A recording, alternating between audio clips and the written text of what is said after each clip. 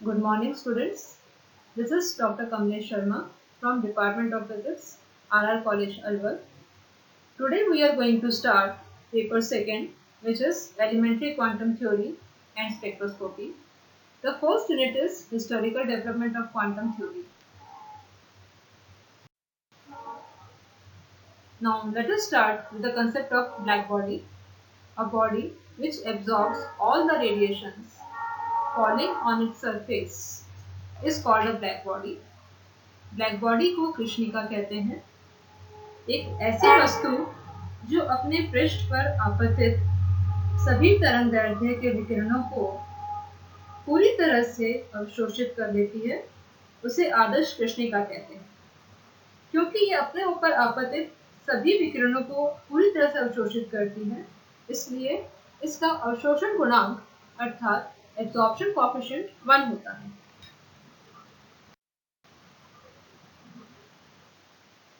एक आदर्श कृष्णिका की कल्पना के लिए हम एक कैविटी या कोटर का विचार कर सकते हैं, जिसका ताप निश्चित रखा जाता है तथा जिसके भीतर की दीवारें काली होती हैं। किसी भी भारी प्रेक्षक के लिए यह एक कृष्णिका की भांति व्यवहार करता है। At constant temperature T, radiations of all wavelengths from 0 to infinity exist inside the cavity, but its intensity at different wavelengths is different. जब कोटर को गर्म करके एक निश्चित ताप पर रखा जाता है, तब कैविटी की दीवार के परमाणु इलेक्ट्रोमैग्नेटिक वेव्स उत्सर्जित करते हैं, जो कोटर के भीतर की दीवारों से आंशिक रूप से अवशोषित और परावर्तित होते रहते हैं। इस प्रकार कोटर के भीतर का पूरा भाग इलेक्ट्रोमैग्नेटिक वेव्स से भरा होता है। इनमें लैम्डा 0 से इंफिनिटी तक की सभी वेवलेंथ के विकिरण होते हैं। In thermal equilibrium, the intensity of the radiation no longer varies and the energy density of the radiation becomes constant. अगर ताप कांस्टेंट होता है तो यह ऊष्मीय साम्यावस्था की स्थिति होती है। ऐसी स्थिति में कैविटी की दीवारों से प्रति सेकंड उत्सर्जित विकिरण प्रति सेकंड अवशोषित विकिरण के मान के बराबर होता है तथा कैविटी के अंदर इलेक्ट्रोमैग्नेटिक रेडिएशन का ऊर्जा घनत्व नियत रहता है।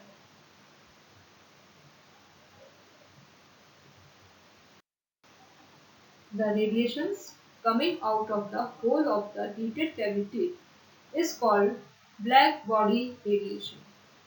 Black body radiation को कृष्णिका विकिरण कहते हैं। कोटर की दीवार से एक छिद्र में से विकिरण बाहर भी उत्सर्जित होता रहता है। इस विकिरण को कृष्णिका विकिरण कहते हैं।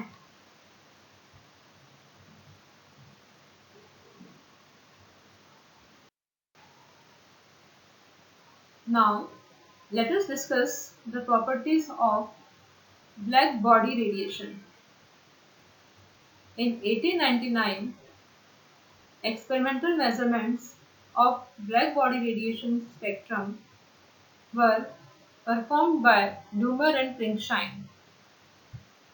They measured energy density U lambda, which is a function of lambda and T, and plotted it as a function of wavelength lambda for different temperatures of the cavity.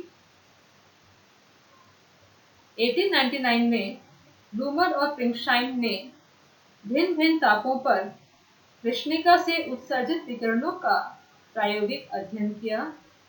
उन्होंने विभिन्न तापों पर कृष्णिका की एनर्जी डेंसिटी यू लैम्डा तथा wavelength lambda का मापन किया। कृष्णिका के लिए यू लैम्डा तथा लैम्डा के बीच ग्राफ को चित्र में दिखाया गया है।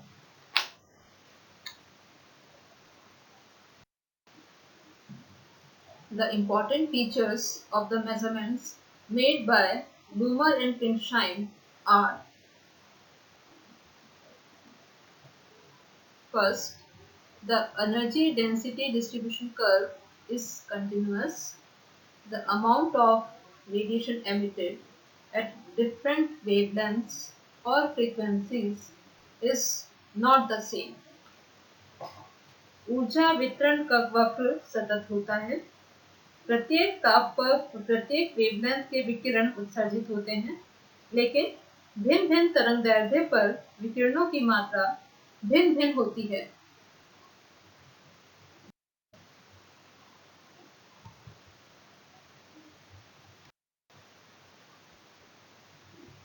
Second, the amount of energy emitted, that is energy density, increases at every wavelength or frequency with increase in temperature.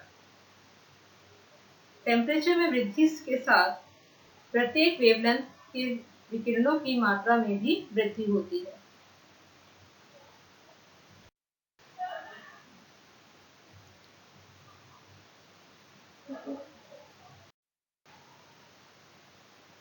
Now, let us discuss the properties of black body radiation. In 1899, experimental measurements of black body radiation spectrum were performed by Lummer and Pringsheim.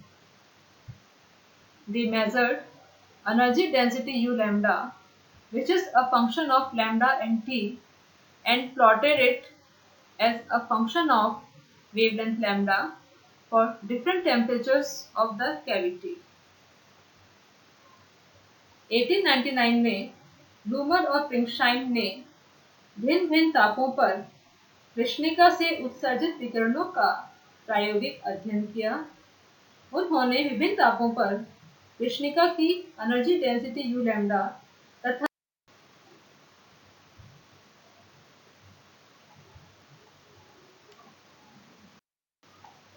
Fourth, with increase in the temperature of the black body, lambda max displaces towards shorter wavelength region. It means lambda max is inversely proportional to the temperature. अधिकतम energy density के corresponding wavelength lambda max का मान temperature बढ़ने के साथ साथ lower wavelength की ओर विस्थापित होता जाता है।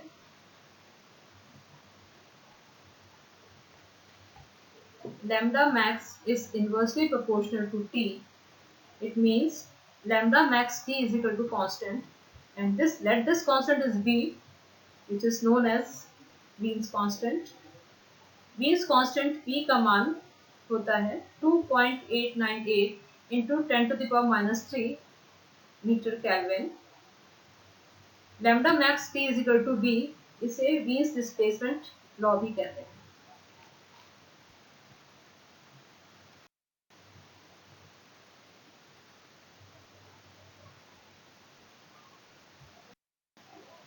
Fifth, the peak of the spectral energy density versus wavelength curve increases rapidly with temperature. Lambda max पर अधिकतम एनर्जी डेंसिटी का मान टेम्परेचर की 5th पावर के प्रोपोर्शनल होता है।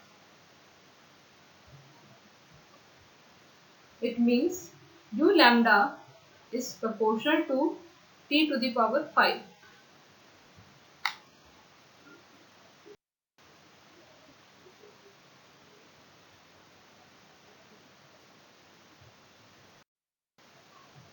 Sixth, at a given temperature, the area between the spectral energy density curve and the wavelength axis is proportional to T to the power 4.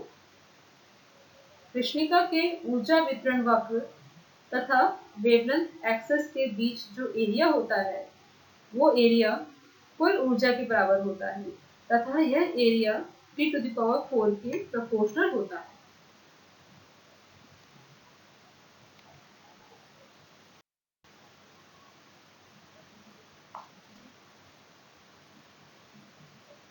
यह नियम स्टीफन बोल्ट्जमैन लॉ कहलाता है। In the next class, we will discuss about the black body radiation laws which are based on classical theory. Thank you.